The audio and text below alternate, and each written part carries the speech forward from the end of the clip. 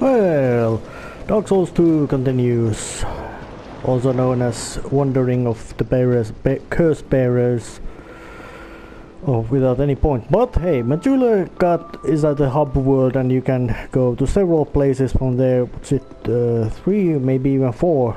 But one of them was a pit and it was unsurvivable.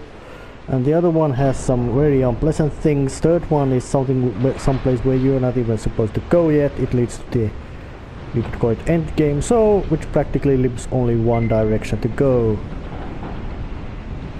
And of course, like in continue old style, I will do some leveling up between videos, just because Dark Souls games are tough.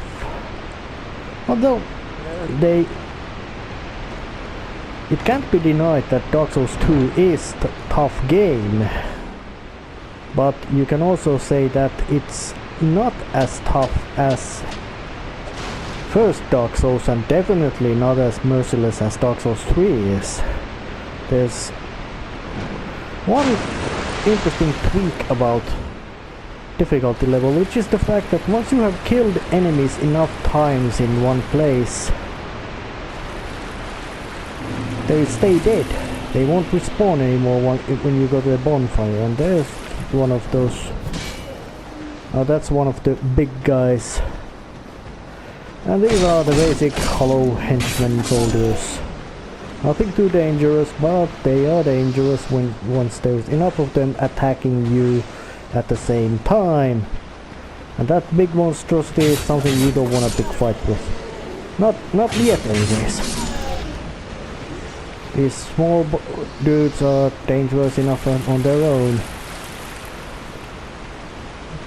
My bonfires are quite liberally placed. Work well as a checkpoints and that kind. Which is handy in a game like this.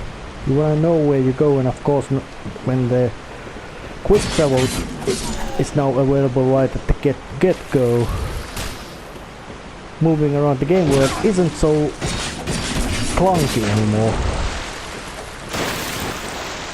Oh shit, that guy has a knife. And I was shot with an arrow, which didn't hurt me much. And of course you can also wander around and gather those dropped souls. I don't know what makes them happen. Is it somebody had been destroyed and they left their soul there, or maybe they just got tired of being undead, going hollow, and just stay there, rot until there's nothing left of them. Don't you even think about axing me. Yeah, there's quite lots of these soldiers wearing Spanish style armor and padded Spanish style helmet and padded armor. They got varied equipment. Some of them have axes, some of them have swords, some of them they have anything. And here is of course a place where many of them are lying peacefully, but they wake up once you backstab.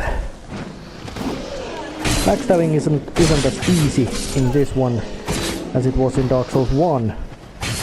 It's still very potent weapon method to use, but not particularly extra powerful. And it applies here as well that one enemy can be dangerous, and usually is, but it gets very dangerous when there's several of them. Hordes are that which kills you, not individual big beasties. And that object can be gained by jumping down, but I'm not at least yet gonna go for it. Oh, maybe I am. Don't you even... That's rude, kicking somebody when they are on steps. No, not climbing up. Pick up the item. Throwing knives. Those are sub-weapon quite handy. And more throwing knives and more soul. Yeah, for some reason Bearer of the Curse does not know how to climb anything except ladders. And he also doesn't know, well, he's quite poor shape. I think he can't even cross waist-high fences. But then again, should you really even want to? And a broken straight sword. Let's see. Let me see. Is it any better?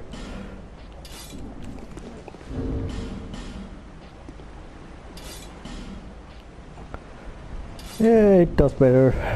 It scales on sword badly, but it's a bit better than a wimpy dagger.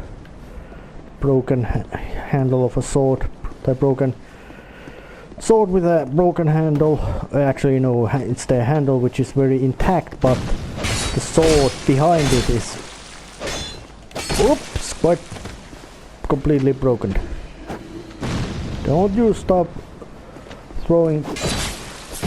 Oh, and the falling down killed me. Oh damn, I'm returning here. Oh yeah, got my souls back and generally being able to progress again. And of course Dark Souls, well, it's in a sense realistic in that you can duel quite much any foe sufficient, knowing that you have sufficiently experienced against it, but and in a sense are good at reading its cues and about its timing and all that, but it's more the fact that you more than usually you get something like a 20 vicious enemy bastards coming at you all at the same time, and they all come at you at different speeds and paces. Take a knife to your chest, and it was a really potent one. I don't remember how did they make it the more effective or something, but these throwing knives, or do they scale? But they are a really godsend of aid at the beginning of game. Whoops, not.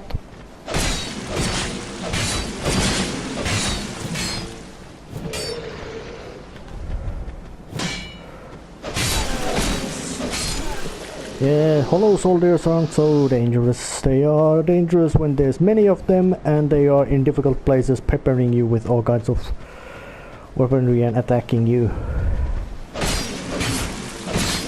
Oh, my sword is about to break down. Well, I got the short sword, which is a real sword, but I'm not strong or agile enough to wield it, so I just switched to my old stabby.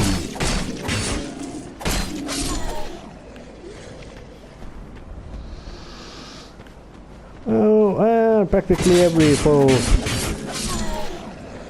or every dude in here is just laying low. More broken sword bits.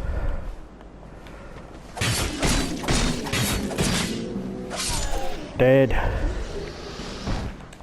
Oops.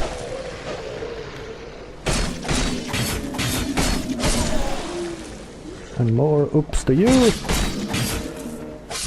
Dead to you. They all died, mostly because I just managed to go and fight them one by one. And entering the mist. But this was here just as a set piece. Not as an indication that you're gonna go fight against a boss monster. Oh! And an axe murderer, I forgot that. Few cuts and a slash. Hello, infantry gloves. Yes, you can get their armor. And it's a bit better protection from worn out rags. But yeah, they're still just about as moldy and time ravished as anything can be. wooden bolts. You know, it's rude to just attack people. Even if they woke up, it's rude to just attack them. And boxes and those great sword wielding dudes are not actually, in a sense, common soldiery here, more like fighting, or better say, are not rabble or something. They are a bit higher in hierarchy, which of course can be explained by with their weaponry, Rang Lake soldiers or whatever, or guard or something. And pick up these life gems. Yeah. Some become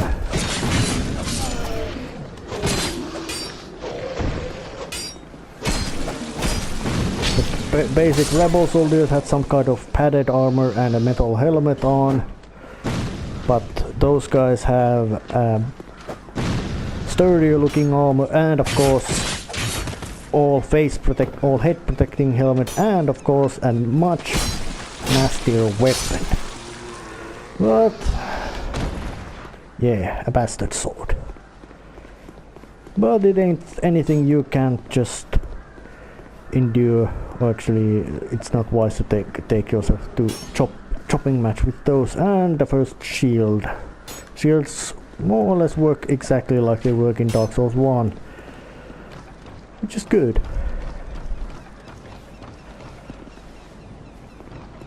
And there's a path to some sort of inner courtyard where there's things. And but don't you go away! But you have a nice back to stab. Witching urns. There's more of those consumable objects you can use to improve your odds of survival and push the doors open.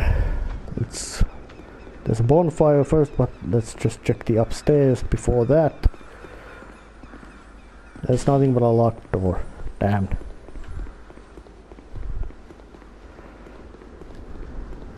Let's have a chat with her. Who is she? Buy something.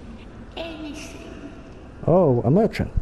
Oh, come now, help an old woman and buy something. Alright, you're so nice. But why you are laughing like that? Is it so funny that you're a merchant carrying all your wares around in a big bag? But yeah, got junk. Oh,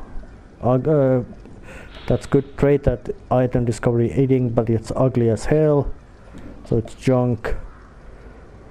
Consumables, all stuff handy, including fragrant branch of yore. That is actually a very useful object. It doesn't help heal you, but this is the first most important object in this game. Leningrast's key opens the door to Majula. Time to buy it. And she also sells spells. So I think I'm gonna start by buying heal from her. And now we'll have a chat. My name is Melentia. You're a stranger to this land. Yeah. Oh, we get as strangers these days. Everybody's gone and run off. Dranglake's been a pile of rubble since the war, thought long, long ago. Oh yeah, was the king? Across the sea. So giants attacked with an oversea invasion. Seemed like the battles would never end. Poor folk like myself had nary a place to sleep. That's why I keep all me things right with me. Oh well. You may travel light, but methinks you bear a burden of your own. Well, I'm foreigner.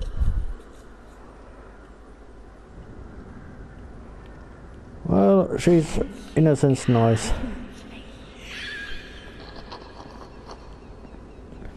Well, it's time to open the bonfire. and actually return to Majula to open the door to the blacksmith, and that's gonna take a short while, and I'll be returning here then. And leveling up has been done and all that.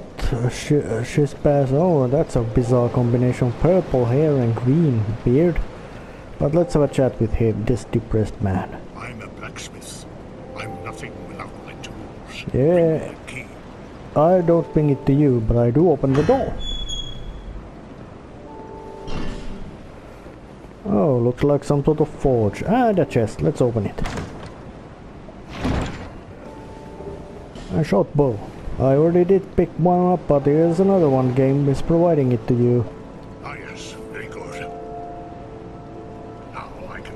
But first, let me set up. Come again later. Meaning you have to reload it, but yeah, time to now go back to that weird ass building place I mentioned about. And here I am, still resting at Melicia's place, and there's a reason why you want to do and buy stuff from her, even though you might think that at the beginning it's smarter to use your very hard forked souls to level yourself up, as that is long-term benefit. Yes, there's a good point in that, but once you have bought stuff from her at the value of 10,000 souls, if I remember right, she gives you a very handy item. An item which is, well, I can't say that it would be game breaker, but it is very useful, especially at low levels. So you do want to save your souls and buy stuff from her. And once again, another mist wall or fog wall or however you want to call it, and more of these scattered wooden like structures built around these quite bad shaped buildings, and also much wood like structures. And I've not seen wooden, I more like root tree like structures of tree. And oh, that's a big looking guy who's just, oh yeah, but you can luckily bait those big guys to strike those barrels. Otherwise, dueling them is very dangerous, and they give you a big chunk of souls as well. So it is wise to be careful about them. And oh, he didn't die from that, but there's another guy. And this is a bit of trick. Oh, not like that. That's not the trick of being speared to death by soldiers. Oh yeah, there's difference. Those guys with, well, at least that one with the spear and a shield, they're hollow soldiers, while the guys with a padded armor and different kind and not face protecting helmet, they're hollow infantry. I guess there's a difference. Infantry is just guys with a weaponry and not much military skill, while the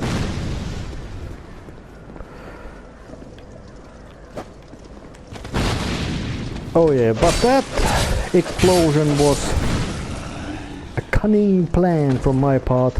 Actually no, it didn't work yet. Plan is to make that dude explode that barrel. Come on dude, come here. I know you got in the supply of those things, just walk in here. Oh, damn it. Well, I don't think he wants to. Oh wait, what now exploded? Come on. Well, he's not willing to come and join down there. He just likes being up there. Well, good for him, bad for somebody else. And there's more of all kind of things, and more of green blossom. That's a quite handy item, and a bunch of ballistas.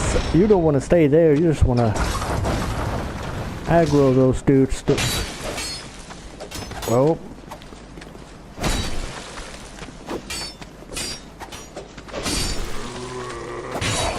Oh, damn. Being under attack by enemies. Time to switch to a less fragile weapon. Or there's a less prone to breaking weapon. And try the old-fashioned Mario trickery. Jump on something. Oh, that sword of yours is a big painkiller. So it's time for me to jug some Estus. Also their gauntlets. Yeah, your hand arm. But ballistas are now, their crews just decide to chop me up instead of shoot me to bits with those massive war weapons. Large soul of lost undead and blue wooden shield.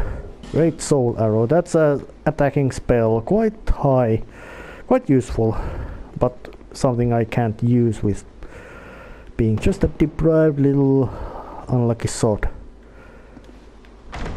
And if it wasn't already clear, Dark Souls has also traps in it, usually in form of chests, Titanite shards. Those things, you can use them to reinforce your weapon. And that's not over from this side, but I guess it's time to try knocking. Yep, that's the plan, that's the trick. When somebody is behind the door, you try knocking. Life gems. Oh yes, those are where the non-Estus or spell healing item of this game, as in the Dark Souls 1 where there was only Estus and healing spells. This one has life gems as well, and darkness. There's also a lot more dark places. Of course we are in the underground vault, so darkness is quite as expectable. Life ring and large Titanite shards. Large Titanite shards are also useful stuff. And if you have a Pharaoh's Lockstone, which are expensive stuff but very handy, you can open that.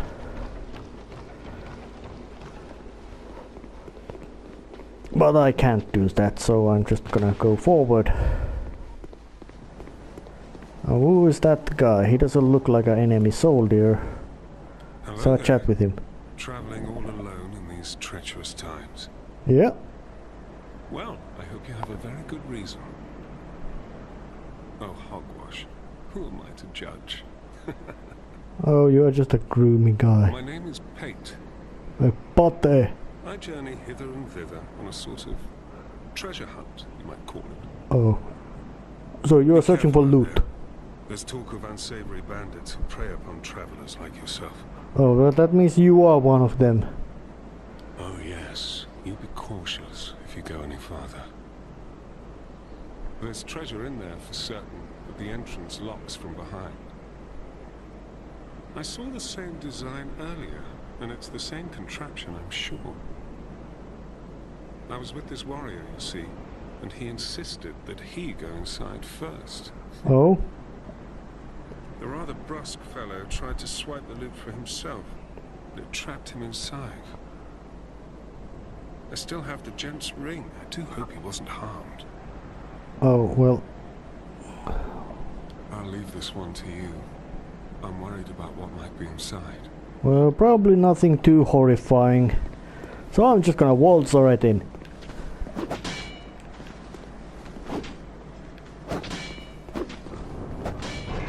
Oh, and looks like, yep, door locked.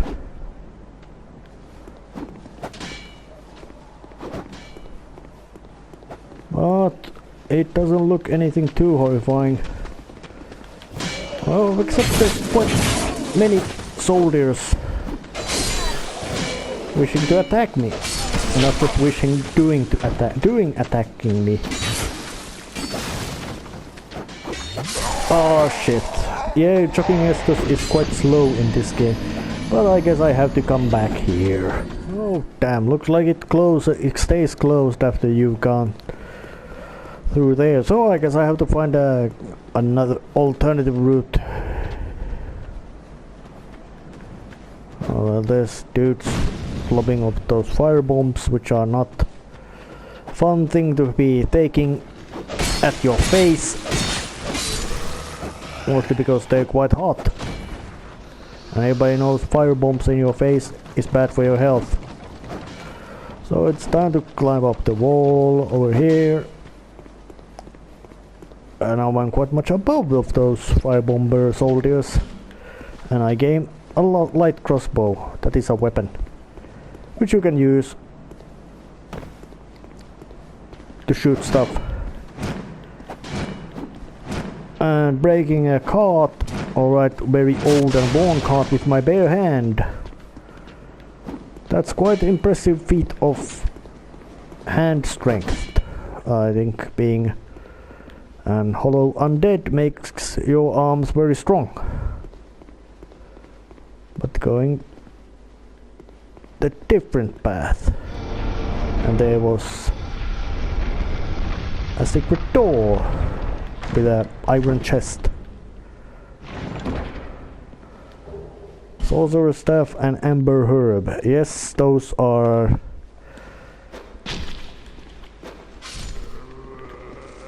Now I'm just gonna have no qualms about using my consumable weapons against those dudes. Mostly because they are dangerous. Take a knife.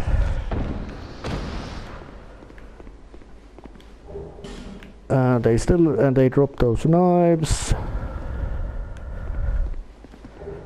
Aromatic ooze. Is there anything more? Any other secret places here? Let's try to check it. Well, and of course the bloodstains tell that somebody died here. Oh, well, there was just a few soldiers and infantrymen. But now I got my souls back. They are very valuable. You do not want to lose your souls, because in Dark Souls 2 there's a nasty mechanic, meaning that it always counts the number of souls you've gained. It doesn't matter you've lost them all. It still counts as you have gained them, and that's a really shitty mechanic. But oh yep, dropping down and having a chat with that guy. You know, it was a trap. Well, I see you managed to escape. I hope that brave warrior didn't come a cropper either. Be careful out there. There's talk of unsavory bandits who prey upon travelers like yourself. I guess you might be one of them. Oh, but you should take this. White sign soapstone. It allows undead to call out for help to one another across the fissures between worlds. Yes, the summoning item. Somebody will lend you a hand. Well, be careful. And that white sign soapstone is beyond important item. It is the one you need or you want. For the co-op game in this game is actually a very good way to grind yourself levels and all that kind of stuff. Meaning that you do not want to neglect it. Somehow I feel that games like Dark Souls or series like Dark Souls is much more about you playing with other players instead of playing against other players, mostly because when people play against other players they tend to run all kind of cheat and hacking engines just to spite. Not because they would need, they just tend to be assholes. Catch more. You too, catch more. You. Oh, you're running away, eh? You yellow bastard. Actually, that was not yellow bastard, that was actually quite sneaky move. Asking that big guy for help. But it wasn't sneaky enough. Miss. Big guys are big and dangerous. But luckily they're also quite slow and clunky in their moves, meaning you can just easily walk in, out, and they got a shitload. You can practically say that you can't stagger them out of their attack. You just have to fight them fair and square, which mean in Dark Souls means using every dirty book and move in the trick and method and scam the move you can figure out, and halberd. That's actually and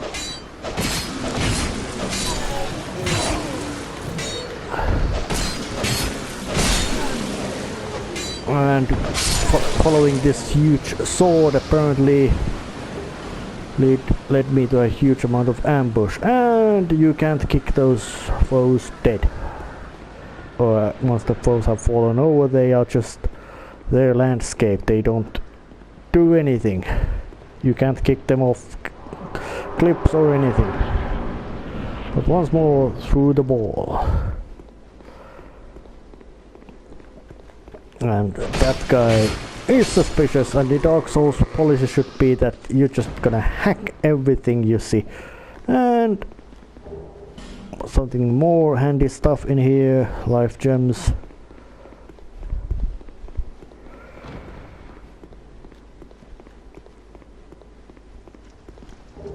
Wire arrows, those are necessary. There's fiery death down there, you don't want to go there. But this is the important part. The shortcut from bonfire. Meaning you don't have to wander around all the place to get where you need to.